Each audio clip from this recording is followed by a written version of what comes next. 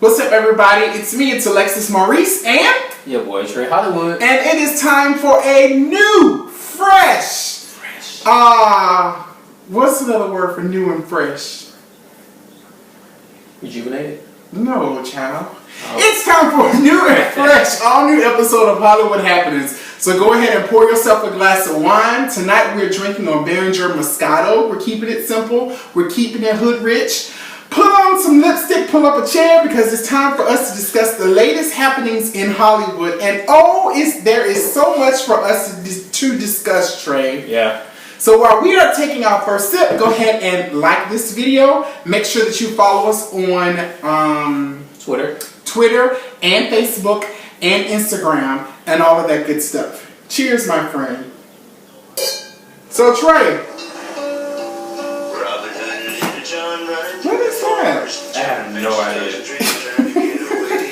Start to that real quick.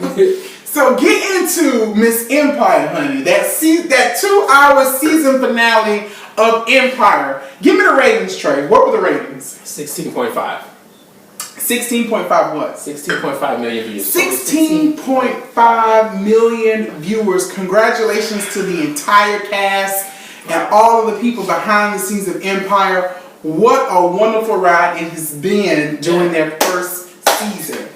Some of the highlights. I mean, what did you think about it? That was a movie. That was literally 2 hour movie. You have movies that are 2 hours long. That's what that was. It rolled ready, and you know the commercials were just right. They weren't too long. But you know what commercial I am getting sick of, and I actually posted it about those Matthew McConaughey Lincoln commercials. They're like overly intense, and it's not enticing me to buy any of your cars, Lincoln. So please stop with the intensity. I don't think of intensity when I'm trying to buy a car. But anywho, they're trying though. That's just like the Buick commercials. I don't see a Buick. Where's the Buick? You know, you seen the Buick commercial where the people come out there sit inside a Buick. I'm in the Buick. It was like, where's the Buick? That's not a Buick. They're like they're making it seem like the Buick looks so. What you talking about, child? The car.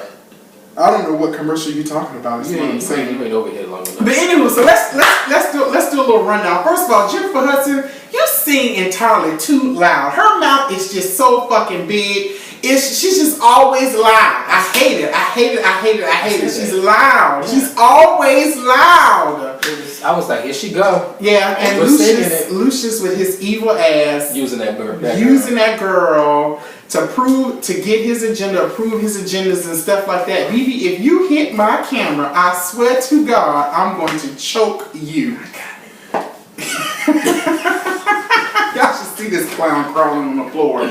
But okay, so typical Andre found the Lord during the course of this episode or whatever, and child, the devil came in and ruined it quick, fast, and in a hurry. What did he say? What did you say? We're gonna see who's more powerful. Right. And then Jennifer Hudson done sold out the damn church or whatever. She on the she bit the apple. Right. She done bit the apple, child, and she's sitting up there on the stage performing all of that earthly and worldly music. Then we got Andre and Vernon fighting.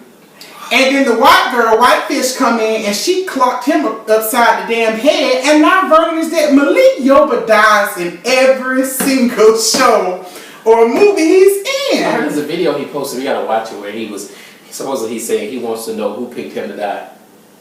Oh God! Yeah, we gotta get over it, child. And I mean, you signed the contract. You knew you was going to expire in the stores or whatever, and then Vernon sold Lucius out. But we all know Lucius he's gonna get out now because there's no star witness anymore. Yeah. That was their witness. That was the one person who they were banking on when cookie wouldn't crumble, child. Then we got all of them trying to do a hostile takeover including Boo Boo Kitty. Boo Boo Kitty and Cookie working together. What about that fight, man? Now that fight was epic. Now Cookie snuck her in the beginning. She snuck, and not only did she throw it in her face, but she punched her in her mouth. But Boo Boo Kitty got up. She got back up. She got up, girl. She was pulling some hair. That was a good cat fight. Yeah, that was a good fight. On top of the pool table. On top of the pool table, they was doing it all, child. And then, what's the youngest one name? Hakeem sleeping with Boo Boo Kitty. That was a mess to prove a point. Then you got, what else happened on the Jamal. Jamal, he'd get the keys to the kingdom, child, but his whole family been to overthrow, you know, his reign and stuff like that. Child, he don't even see it coming. Did you see him? He don't even see it coming. Him and Buddy making out on the desk. Oh yeah, in the office, in the Empire office, child, they was getting on. They had gay sex going on during the church song. You got Jennifer Hudson little skimpy little dress. You had Tell she not Weight Watchers a little more. Them legs was looking a little. She's looking a little thick. A little thick there. Or whatever. But overall, I mean, the season finale was good. Am I forgetting anything? I think that's about it. Well, you know, you mentioned how Cookie is now hooked up with oh yeah, but he gone now. He'll be back. He gone. Lucius couldn't make up his mind whether he wanted to fire Cookie or bring her back or fire her. Then Cookie tried to kill his ass. He talking in his sleep, telling everything that had happened between him and Booski. So now they found out that he killed the best friend. And he killed his best friend, which is also Cookie's cousin child. It was just a lot of foolishness going on within that 2 hours, but it was very, very... I'm gonna slap the shit out of you. But anywho, it was good. It was, overall, it was actually good. So hats off, of course, to the cast of Empire, and we will see you guys next fall, honey, next fall. So let's talk about someone who's on the cast of Empire, but Raven-Symoné. It's Raven-Symoné. Raven's been causing you know, she's been getting the girls talking just a little bit lately. Tell me what's going on with this whole Queen Bee foolishness. Well, Raven-Symoné went to a concert. Right. With her, actually, some of the cast members from Empire. And she tweeted a picture of herself and Kim at the concert, and she was like, the Beehive. She called them the Beehive. Mm-hmm. So of course, after she stated that, a lot of the Beehive, which are Beyonce fans, call her Queen Bee. They were not happy about that because accordingly, no matter how it's spelled, even if it's spelled B-E-E, it's still disrespectful to Beyonce, I guess. But she went back to Instagram. She cleared it up. Basically, stated that, you know, before Beyonce was even on the ground, when Beyonce was still dangerously in love, right? That was the word she used. Mm-hmm. That Lil' Kim had a song on her CD called Beehive, which was spelled B-E-E Hive. Mm-hmm. So that was her way of clearing it up. But you know, of course, you know, I think the Beehive is one of the most. What word don't we use? Trey, have you had a run-in with the Beehive before? Yeah, I have. What was that all about? But the Beehive was one of the stands that they just attack. They're ruthless. It's like they protect their queen. Like on a paycheck. They protect their queen. So my thing is, you know, they attack Raven-Symoné, which to me, Raven-Symoné is unbothered. Her check is still rolling in. Yeah. She's still... Raven is always unbothered by... Her net worth is still... She's never bothered by anything. Right. She's always unbothered. But, I mean, the whole Beehive thing, you know, she was just paying homage to somebody she knew she grew up with, which was Lil' Kim. In my eyes, she gonna always be Queen Bee. Mm-hmm. You know, because I rocks with Lil' Kim. Mm-hmm. But I rocks with Beyonce, too. Or whatever the case may be. And, I mean, if you look at the order of things... The real Queen Bee originally is Lil' Kim. I mean, I'm just saying as well too. I didn't even know it was spelled differently. It was B-E-E, like a bee. So, child, it is what it is. But the Raven-Symoné message, I'll tell you, she did all the little bees after they started attacking her. They was filling her junk with emojis. She even had stated that like her Instagram was acting up because they was just attacking her. They was atting her. Yeah. Oh, child. And then this week, she's been hosting The View. The week, yeah. Mm-hmm. As well. She got some shit stirred up on The View too. When apparently Rosie Perez brought up a situation where there was a news anchor, entertainment anchor, whatever you want to call him. His name is Rodner Figueora or Figueora or something like that. Not weird. And he made a comment saying that Michelle Obama looked like someone off the cast of the Planet of the Apes. So I was like, wow. So I had to look or whatever. No, she don't, Trey. That's rude of you. And see, that's what Rosie Perez was talking about right there. Anyway, so he made the comment. He was eventually fired or whatever after that comment. And Rosie Perez was upset because at the end of the day, the office of the First Lady of the United States, just like the President, should always be respected. You know, and basically that's what she was saying. But she was also saying it's an underlying issue, saying that within the Latino community, there are some people from, in the Caribbean areas or different who have Caribbean descent who don't like to be, or who like to denounce the fact that they got some African American juice running through their veins or whatever the case may be. They don't like to, to say that. So her thing was, it was a whole underlying issue where Raven-Symoné came up and said that a lot of people were saying that his comment was racist. Now, Raven-Symoné said that she didn't think it was racist. It was a racist comment. She was just saying, he just made a comment, and she even said that sometimes people do look like animals. And like she even stated, she said like, but you don't say the president of the United States. But she said, I feel like a bird. I look like a bird. That was the dumbest shit she could have ever said. But technically, honestly, some humans do look like animals. So I get what Raven was saying. So what animal do you look like, Trey? I don't know. What animal do you think I look like? I don't know. Some people say I look like a whale. I know some people call you that. Kim and Cameron and all them call me a whale. Who? Tony called me a whale. A blue whale, child. He showed up there and used that in movie. Yeah, child. I've been called all kind of whales and shit. But what? A hog. It's all for a laugh. No, it's just certain people. You don't do that to the president of the United States. I understand. And his wife. And that's the problem. When it comes up to President Barack Obama, people disrespect him, his office, and his family a lot, and it's just ridiculous. Yeah. But, I don't think that Raven... Go ahead, I'm sorry. I don't think that Raven should be attacked or feel some type... or just be belittled because of her statement. Because for one, even after it was explained to her, she was like, okay. And she shut up about it, Yeah. Oh, but Rosa Perez was not having her. She was upset. I don't think she cared for Raven. It was just her body language. The whole time that's there. But the whole time she was there, it did kind of come across that way. But my thing is, I also feel that the young man wasn't being racist. Someone who's in the Latino community, Rosa Perez, says that he was, or whatever. My thing is, you just have to be cognizant of what you're saying when you're in front of people. Especially when you have a platform like that. You can't just be disrespecting the president. Right. In other countries, the president's right. In other countries, you could possibly be killed for that type of shit.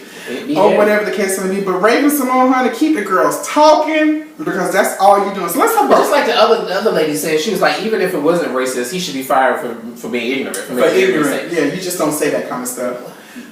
You don't agree with that? So you don't think he should have been fired? I don't think he maybe should have been fired. Other people do a lot of old shit that they do and they ain't fired. But Juliana Rancic, whatever her name is, she found out she kept her job though, or whatever. But my thing is, maybe he should have been, a leave of absence or suspended without pay. But I don't know about fired. That's extreme. Well, they talk about the white folks talk about Barack Obama and Michelle all the damn time. They don't call them apes and monkeys. He didn't technically call them apes. She said she looks like. And then he did come back and say he wasn't talking about her directly. He was talking about the makeup artist. He really does. And child, he worked. Child, that face was painted. Right. Painted on look just like Michelle. He did tell the. But that doesn't make I think why people really wanted to say it was racist is because they call black people monkeys. So I think that's why they consider it as racist. But I don't think his statement was racist. I personally don't. So let's rewind a little bit to early in the week. Let's talk about Real Housewives of Atlanta this past Sunday. RHOA. So you guys know, Nene decided to call all of the girls together, minus Phaedra, for a counseling session amongst the girlfriends. She went to the doctor who counseled her and her family and Greg, back on Nene's show. And, to me, that's what Nene wanted. She wanted to counsel the girls. She wanted to get some peace together. The moment Nene walked in the room, she seemed like she had a bad attitude. That's just me, or whatever. And that's my problem with her, or whatever. And I can identify with what Claudia was saying, how she displays some behavior that's always up and down. I'm not going to call her bipolar. Nah, I'm not going to call her bipolar. But she does. Nene is always up and down, up and down, up and down. I think because she doesn't know how to mush with the actual feelings that's going on in the room. So she just go completely in defense. Or if it's good going, if it's good going, she's cool. Or if it's feel like she's about to be attacked, she go defense. So I don't think she's bipolar. I just think that she just doesn't know when or how to. Or maybe she just don't care. Then she don't care. Because that's the thing. Nene wants things her way, how she wants. You know, she wants things always her way and how she wants them. And if anybody goes against her vision or whatever she says, she has a problem with them. And that's what the girls were trying to point out individually. Yeah. Now, I don't think Nene intended for the session to end up being about her. But when you go back and look at the nucleus, it's always her in the middle. Nene and Claudia. Nene and Cynthia. Nene and Kenya. And that was it. Right? Yeah. And then Nene and Demetria, but Demetria wasn't invited to the counseling session or whatever the case may be. But she's just always in the middle of stuff. So when the girls started stating their grievances, she was already on the defense. Even Kenya was being calm, cool, and collected. Everybody was being calm, cool, collected, but she was on the defense and she was picking fights. And I think what did it, child, was when Kandi got in on it too. Well, even got me. I was blindsided. I was like, huh? When Nene said to the doctor, I don't know you like that. You I don't even know what that was all about. I don't know if there was some mess going on behind the scenes. I was like, they shot the scene. You called him in. You was the one who brought this doctor in because he helped you and your family. You thought he would be a good fit. I was so confused by that statement. And that's my point with her. Just like Cynthia said, when we had that discussion, we was good. The next time I saw you at the next event, you was acting all shit. Didn't need to tell something. Well, I needed time. I need time. Girl, you the one who set the pace and set the tone for everything. Don't be getting mad when people got something to say or people have issues with you. And they came there with the intent of resolving things. Right. So it was that whole situation was a complete mess. I thought it was hilarious, but once again, when the shit get too hot, when the kitchen get too hot, what she do? She runs. Yeah. And I don't think she's coming back for the next episode either. Or she's not coming back for that counseling session. I mean, she got really nasty with that doctor. Yeah, I think she'll be back. Tell me something, which is she threatened her, how about your license? What are you talking about? So it had to be some other stuff going on behind the scenes that we don't know about. It has to be. I don't know what's her zodiac sign. Yeah, I don't even know when Nene's birthday is, child. Or whatever the case may be. So how did you feel about Phaedra and Kandi kind of talking? Kandi is always crying, child. As much as I love Kandi, she stayed crying. She's like a big water bag. Or whatever. But how did you feel about that conversation that those two had? I feel it was needed. I don't think it really went anywhere. I don't. Phaedra seemed very reserved. Yeah, and she seemed kind of standoffish in a sense too. Like she wasn't buying what Kandi was saying. It could be all the way to edit, so they can make us think that that's what it's about. Mm-hmm. But I'm glad that they had the talk.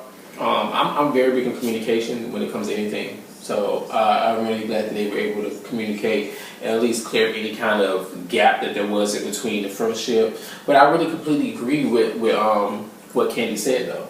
Right. When she was like, if how you went to Nene or this person to talk about, like, come to me.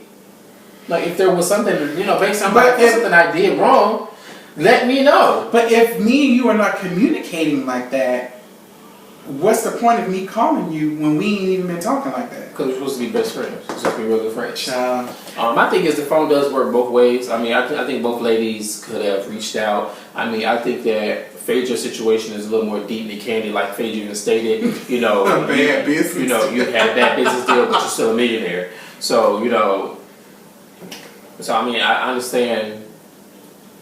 I just think it's all about how times is lined up. Yeah. And sometimes friends just go through little seasons or whatever, and hopefully it's not where it's a season where their friendship is over, because I hate to see reality TV destroy friendships. Mm-hmm. Just like with just like with just like with Cynthia and Nene or whatever, see years of friendships. Nene and Kim.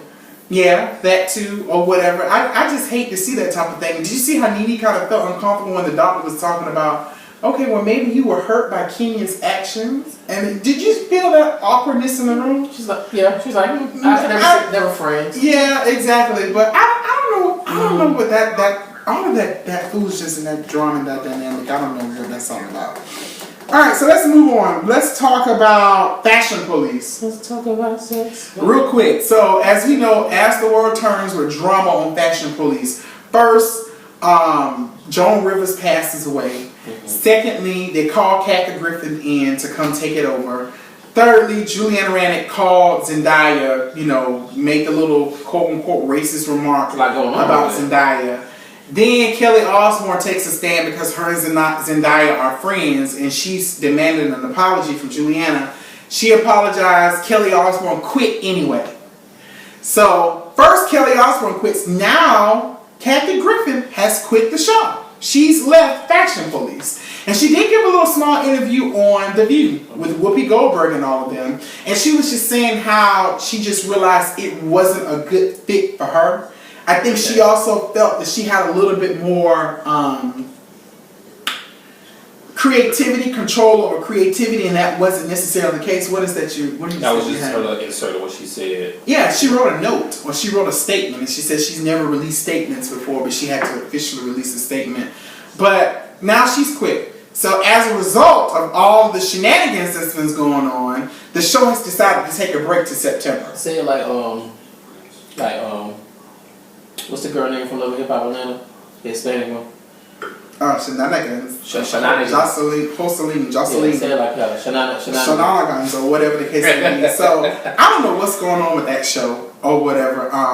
I don't know. Do you think they just need to go ahead and just call it quits? I think they do need to go ahead and call it quits. After she passed away, I think it's really just time to just go. Something. I wonder why her daughter never stepped in. Like, I know that she executive produces the show, but I don't know why she never decided to step in. I just don't think she has that niche. I don't think she has that opinionated mind of giving feedback. Yeah, she does. Melissa does. You think so? Yeah. I mean, because she sat there with her mom sometimes on that show, so I think she has. Maybe it's a mental thing where it reminds you of your mom. Could be. Because I know if I lose my mom, that's something that we did on a regular basis. I would want to continue to do it. I would want to continue, but I don't know if I'd be able to sit there in the chair Child, I don't know what they're gonna do. They really need to hire. I mean, I ain't gonna say they need some big shoes to fill, but they're bringing in. They need to bring somebody with a strong. Nene can't even get along with people in real life. How you gonna put her on the damn show? Nene can get along with her. And Nene's not a great actor. She's not a good actor to me. Nene is she can get along with people in real life, just not reality TV.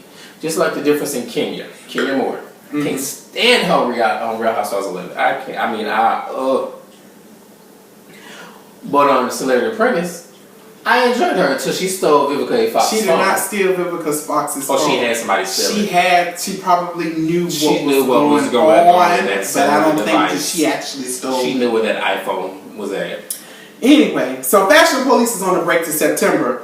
So let's get into this NickGordon interview with Dr. Phil. Did you see it? You got to see it. That was the funniest shit I have ever seen. I read some of the stuff about it. Okay, so you know how when we have Dr. Phil and all of those shows, you know how they always mysteriously just have some major breakdown the night before they're supposed to shoot, right? Or whatever, and the cameras just so happen to be there when they have a complete mental breakdown. Well, that's what happened with Nick. So NickGordon, if you guys remember, he's the not so real husband of He the boo thing.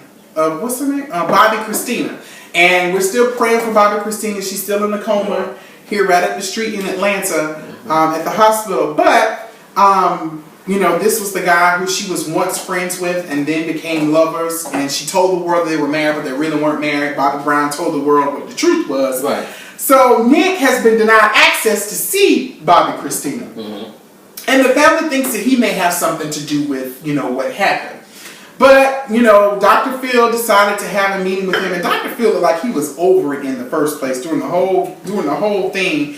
He just looked like my producers got me doing this. I don't really want to be here, but that's just how he seemed to me. Yeah. So Nick had a breakdown. To the black community. Yeah, no, I ain't even gonna say that. He just didn't seem like he was there completely. He wouldn't be there. He was like Nick had a complete breakdown. He was on Xanax. He was tired, drunk, liquor, all of that stuff, child. Yeah. And so, he was already amped up for the interview. Then his mama comes. So she kind of gave us a preface to what happened. She kicked Nick out, and then he went to go stay with Bobby Christina because they were good friends. Mm-hmm. So Whitney and all them were together. Dr. Phil was trying to figure out what kind of relationship the three of them had because apparently Whitney took Bobby Christina and him to rehab with her once before when she went. he was like, "No, I wasn't on drugs. I wasn't in for rehab." So he was like, "Well, what are you doing there if you're not?" It was just a whole bunch of foolishness. He was crying, fake tears, because there wasn't no water coming out of his eyes or whatever. His mama, you know, she looks like she's genuinely concerned, but the interview was a joke. To me, it was a joke, and I didn't want to laugh because, you know, Whitney's my girl. He was like, "I lost the greatest singer of all time, mommy. I love you so much, mommy." That's how he was talking and crying. The It thing was about so it is aggravating. that what you're stating is that you lost the greatest singer. She's more than just a singer. Yeah, That's all you lost was the greatest singer. I loved her, and then he was telling people that when they found her, he tried to revive her with CPR. Whitney, and then the police report said he did not try to revive her. You trying to wait on somebody at the door? So I don't. Like, what's going on? So I don't know what's going on. I think Dr. Phil made a mistake by doing that interview. Yeah. The young man did admit himself to rehab, and Dr. Phil paid for it. Even his mom, she was the interview just seemed very Dr. weird. Phil just had a charity case. Oh, what? And child, like I said, he seemed like he was over. He told him to man up. He was like, "Don't tell me to man up, okay? Don't tell me to man up. The interview's over. I don't want to talk anymore." Like he was talking like, "Child, this is too much. I can't deal with it. I just cannot deal with that whole Dr. Phil foolishness." NickGordon interview was the absolute pits. Last but not least, let's talk about SugeKnight. Now you sat right here a couple of weeks ago. You said SugeKnight's gonna find some way to get out of Did I say that? this charge because he always does. Did I say that? I don't know if the judicial system in California, if they scared as hell of him. I don't know, but I will say this: the surveillance tape has been released of the incident, which in a sense validates his claim that the people came up, the guy came up and attacked him. He never got out of the car. The guy attacked him. He pulled the car in reverse, ran over the man, and then ran back over. And then put the car in drive and ran over him and another person. But look, I think that might be because he's legally blind. Right! That might be what so he got glaucoma in the left eye. In the left eye. Oh, okay. We ain't talking about the rapper. Child, he came in there with blind glasses on in the courtroom. SugeKnight, please don't put a hit out for our murder. Please don't, child. Glory. But girl, you know. Now you know. Talking about he couldn't see, that's why he couldn't make the left turn. But bitch, you made a left turn to pull into the actual driveway. I'm just saying, Suge. You ain't heard that from us though. Come on, Suge. But honey, do what you got to do to get off death row or whatever, because them people still want to charge your ass with murder and attempted murder. Now let me ask you this. Yeah. Do you think that he should be charged? Lock his ass up. That's how I feel. Lock him up. Well, you know, there's other evidence saying that there was an altercation. The young man woke up out of the coma finally. And he said that I fucked his ass up. Yeah. Meaning that he said he beat up Suge. Yeah. And it stemmed from an altercation that happened 3 miles down the road or whatever. And there was a phone call from the guy to Suge's phone. So they're saying that Suge intentionally, with intent, came over to the location to do what? I don't know. To fight, I don't know. A little talk with him. But he pulled up in that big old red truck. Child, and Lord, I have a weird sense of humor, and I laugh at stuff that ain't supposed to be laughed at. But the way he hit that man in that truck, and then he pulled back and ran over to him, like he knocked him off. Y'all go watch the video. Like it's awful. Go to TMZ.com and watch it. I watched it on TMZ's website. It was. I don't want to say. Because I don't, be talked about. But I don't want to say it was funny. But it was funny. It was the funny. way that, and it's not funny to laugh at people, but especially one of them who died. I mean, it was just the way it happened. Like he backed up, and then you saw it. Like TMZ need to take that down. Like, he ran over that big ass red truck. That truck was huge. But that's his story, and he's sticking to it, honey. So Suge, I don't know what's gonna happen with you. Your lawyer is still fighting for you. Just as Trey said, I'm quite confident he's probably going to get Lock off. his ass up. He's probably going to get off, Trey. Or whatever. Because the surveillance tape proves what he was saying. It proves his claim. But now I think what they're trying to say is, what were you even doing in the first place? If you knew that y'all were going to possibly get into a fight, why would you even drive? Why would you drive your legally blind ass over there? Right. Now you're legally blind. Why you ain't coming? Why you driving? First of all, that's an argument right there. Why are you driving this big ass red truck? You could have hit somebody coming on your way there. A pedestrian or somebody else. Hit another car. A bus full of middle school kids. And then when he hit the people, the other people who was around was just walking calm. Dude. No, and then one person looked like they took a gun out of the other person. I ain't got time. It was just... That's a whole set. It's just messy boots. But thank you guys so much. What? I just want to touch them real quick since we're talking about deaths. Mm-hmm. You know, I lost a friend recently. Oh, yeah. I think we've talked multiple times about the police or people being killed, period. Right. And never would I have thought that it would hit home, like close to home. I didn't know you knew him. Yeah. Yeah. It's crazy. Was he somebody you knew? Or? Yeah, somebody I knew. Okay. Yeah, somebody I knew. We were very close. He was somebody who really encouraged me to still continue to do what I want to do. Because most of the time I said I wanted to just give up acting. Like I probably never voiced that. But he's one of the type of person because he sings, and he was in the service. And the person that we're talking about is Anthony Hill, who was a little background. Yeah, Anthony Hill was basically he's from Monkstown, South Carolina. Monk's Corner. I'm sorry. What did I say? Monkstown. Yeah. Monk's Corner, South Carolina. He was killed about a week ago. About a week ago, he was killed by DeKalb County Police. And yes, he was walking around naked. What was that all about, Trey? Well, if you don't know, he was in the service. He's in the military. And since being back from the military, he was diagnosed with bipolar disorder. He was on, of course, he was on meds. And he was just saying the week prior that his meds were making him feel a little funny, blah, blah, blah, this and this and that. But he was just outside, naked, knocking on neighbors' doors, running around, yelling, singing, blah, blah, blah, blah. And somebody called the police. Police came out. And, of course, he has no weapon, so, because he's naked.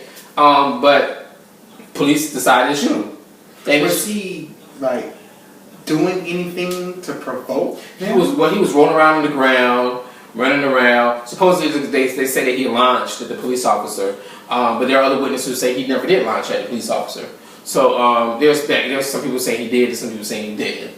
But in my case, even in the situation, to me it just seems like it's crazy how, for me, like I said, I never knew it would happen to somebody I know. I've been very vocal on this people that I don't know, but for it to happen to somebody I do know, it's just like it really took a toll on me. It was like it was a movie or a dream. So I think we really need to bring awareness to this because it's like it's becoming a trend. It's like my sister was saying, it's something that this never happened years ago. This never happened back in time. You know what I'm saying? It happened back when you had slavery or this and this and that, when you had segregation going on. But growing up, elementary, middle, high, we didn't think about this stuff because this stuff wasn't going on. It wasn't cops. Cops were actually doing their job. They were protecting the servant. Now it's just like they're just doing whatever because I guess that one time it happened. Now they're getting away with it. Well, what did the officer say?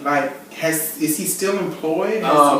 He was suspended with pay. Okay. But there have been a lot of different things coming out about how stuff has happened weeks prior to that, where there was a Caucasian individual who was the same age as Anthony, who was strung out on drugs, and who was fighting the police officer, and all they were doing was tasing him. Yeah, I saw that video. Yeah. It was like a whole bunch of police officers. It was multiple police officers. Attacking him. He was fighting them. But with us, they shoot us.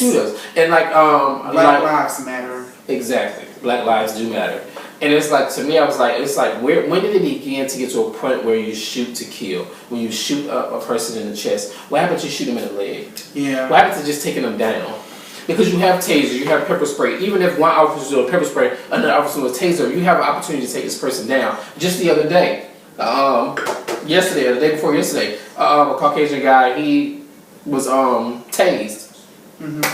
He wasn't shot. Yeah. It's like okay, when they're registered, when you say black guy, shoot the black guy. When you say white guy, tase the black guy. We are the white guy.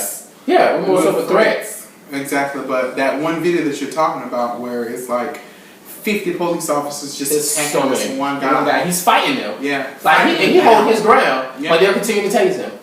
Yeah. So my message from me, and the crazy thing about it is the day that Anthony died, that morning, about 9 or 10 o'clock, Anthony died about noon. 9 or 10 o'clock, I posted on Facebook and Twitter, and I said that children are not supposed to die before their parents. Parents are not supposed to bury their children. Anthony tweeted at 11:58 on Monday and said, "Never say never," which I wish I knew what he meant. But he tweeted at 11:58 and said, "Never say never," and then an hour later he was killed. I don't know. Like, was he alone before all this? he has a roommate. But I don't think his roommate was home. His roommate might have been at work. His actually that day was his anniversary. Him and his girlfriend had been together 3 years. They had just were talking about her coming over later because they was gonna cook, for the anniversary and everything like that. Wow. So it was just like it was like that day. I don't know what happened, what made him to do that. So I just really want the message for the young generation. I mean, of course he's 27, I'm 30, but the young generation is just like, I was just having a conversation with my boyfriend the other day about something that's going on with his friends. A girl who, and I'll share the story. A girl who basically was driving a friend of hers vehicle who windows were smashed by the ex-girlfriend. And so they're thinking about retaliating. I'm like, why? Why retaliate when that's not going to do nothing but cause more trauma? More drama to the situation. There's so many things that's going on where I say, you know what, the first thing your friend needs to do is check her boyfriend. You know what I'm saying? Because if the ex-girlfriend's coming over, obviously the boyfriend is doing something to make the ex-girlfriend. So I want the young generation to just realize that we're continuing losing each other. Stop losing each other off of dumb actions. Yeah, senseless actions. Think about what you're doing. If you interact with a police officer, don't make quick moves. If you get pulled over, don't make quick moves. Just adhere to what the police officer is doing. Respect. Even if they're black, white, Hispanic, fat, skinny. I agree with you on that, but it's sad though that we as black people of color, have to coach our children to make sure that you overly respect or you don't put up any resistance with the police or whatever, because there's a possibility because of the color of your skin, you'll be killed. Now, if a white person does the exact same thing, they'll be okay. And that's something that's culturally wrong with that, that we have to program our youth to do those types of things. I still don't think just because you're police doesn't mean I can't question you what you're doing and why you're doing what you're doing or whatever. But, it's quite unfortunate. I have a situation where my high school, I graduated from C.A. Johnson High School in Columbia, South Carolina, and there was a young 17-year-old boy who got into it with some other kids, and the other people opened fire. He was trying to run away, but he was shot in the head or whatever. He was later pronounced dead. He was involved in ROTC, had a lot of promise. Don't know really what happened and what the altercation was all about, but guys, the senseless acts of violence just has to stop. Put yourself in the right situation. Not only with police officers and blacks, but black on black. We gotta be more. We gotta be more careful about the decisions that we make. So that's our PSA from Hollywood Happenings. Thank you guys. Start doing those more often. No.